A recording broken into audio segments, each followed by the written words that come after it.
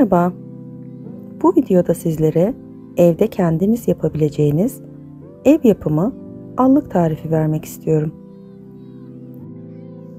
Bazen hanımlar içerisinde bulunan kimyasalların ciltlerine zarar vereceğinden dolayı allık almak istememektedirler.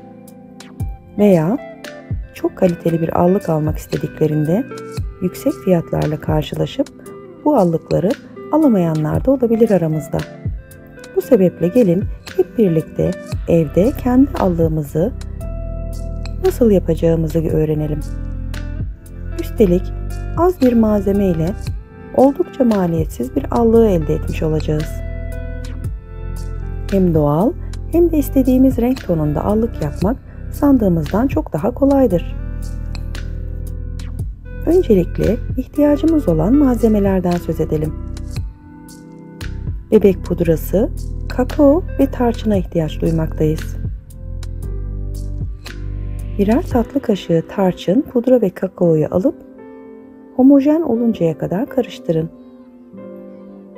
Herkesin cilt tonu ve istediği allık rengi farklıdır. Bu sebeple daha turuncu istiyorsanız tarçın miktarını arttırabilirsiniz. Daha kahve tonunda olmasını istiyorsanız da kakao miktarını arttırmalısınız.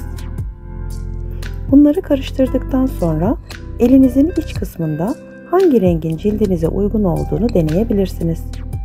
Eğer çok koyu geldiyse bebek pudrası ekleyerek rengini açabilirsiniz. İçerisine bir allık fırçası batırıp bir kez elinizle hafifçe fırça üzerine vurup tozlu kısmı uçurun, daha sonra cildinize uygulayın.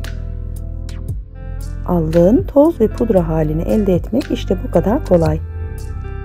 Eğer sıkıştırılmış bir allık istiyorsanız içerisine 10-15 damla Hindistan cevizi yağı damlatıp iyice karıştırmalısınız. Kapalı bir kap içerisine koyabilirsiniz. Bir bıçak yardımıyla iyice bastırıp düzleştirmelisiniz. Bir gece beklettikten sonra allığınızı kullanabilirsiniz. Eğer Hindistan cevizi yağınız yoksa eczaneden saf alkol alıp 10 damla ilave edebilirsiniz. Yine de bir gece bekleyince hazır allıklar gibi sıkı olduğunu göreceksiniz. Hazırlamış olduğunuz bu ev yapımı allığın ömrü 1 aydır. Bu sebeple azar azar her seferinde yeniden yapmalısınız. İçerisinde koruyucu olmadığından dolayı bozulma süresi kısadır. Diğer bir durum ise 3 malzeme ile yaptığınız allık hazır olanlar kadar fazla pigment vermese de yeterli renk yoğunluğu elde edeceksiniz. Bir diğer ev yapımı allık tarifinde ise kullanacağımız malzemeler 1 çay kaşığı mısır nişastası, 1 çay kaşığının ucuyla kakao ve gerektiği kadar hibiskus tozudur. Hibiskus mümkünse yaprak olarak değil, aktardan öğütülmüş toz olarak alınmalıdır. Mısır nişastasının içerisine kakaoyu ve hibiskus tozunu azar azar eklemelisiniz. İstediğiniz rengi elde edinceye kadar kakao veya hibiskus tozu ekleyebilirsiniz. Kakao daha kahverengi, hibiskus tozu ise pembemsi bir renk elde etmenizi sağlayacaktır. Ardından bir allık fırçasıyla bu karışımı cildinize uygulayabilirsiniz. Yine az önceki tarifte verdiğim gibi sıkıştırılmış bir allık istiyorsanız içerisine 10-15 damla Hindistan cevizi yağı damlatarak karıştırıp bir gece bekletmeniz tavsiye edilmektedir. Hindistan cevizini ekledikten sonra homojen şekilde karıştırarak elde ettiğiniz bu karışım bir gece bekletildikten sonra sıkıştırılmış bir allık haline gelecektir. Sizlere bu tarz ev yapımı makyaj malzemeleriyle ilgili videolar hazırlamaya devam edeceğim.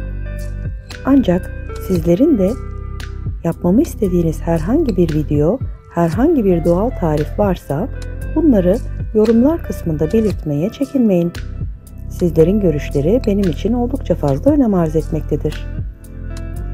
Bu tarz videoların devamı için videomu beğenmeyi, kanalıma abone olmayı ve yakınlarınıza tavsiye etmeyi unutmayın.